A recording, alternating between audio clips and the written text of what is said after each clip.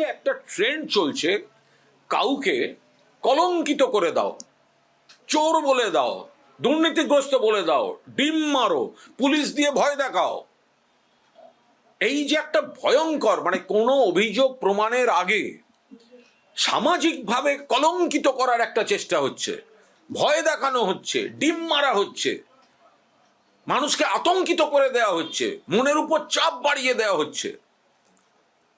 আশিস বন্দ্যোপাধ্যায়ের মৃত্যু তার জ্বলন্ত উদাহরণ।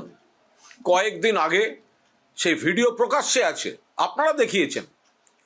21শে জুলাই যদিও তিনি তথাকথিত ভালো তৃণমূলের অনুষ্ঠানে যাচ্ছিলেন, কিন্তু তাকে বিজেপির এক নেতা মাঝ রাস্তায় যেভাবে অপমান করেছেন এবং বলেছেন আপনার বয়স কম হলে পিঠের চামড়া গুটিয়ে দিতাম, এটা কোনো ভদ্রলোক নিতে পারবে না।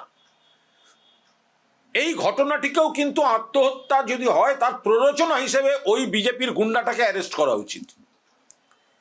এর দায় রাজ্য সরকার, পুলিশ, এই সবার, এই সিস্টেমটার, যারা এখন এই হুমকি, সামাজিকভাবে কলঙ্কিত করা, পুলিশ বা আইনে কাউকে দোষী প্রমাণিত হওয়ার আগে আগে একটা ছড়িয়ে দাও গুজব, দুর্নীতি করেছেন, চোর, দুর্নীতি, ডিম মারো, এই ভয়ঙ্কর ঘটনার জেরেই কিন্তু প্রাণ গেছে আশিস ব্যানার্জি।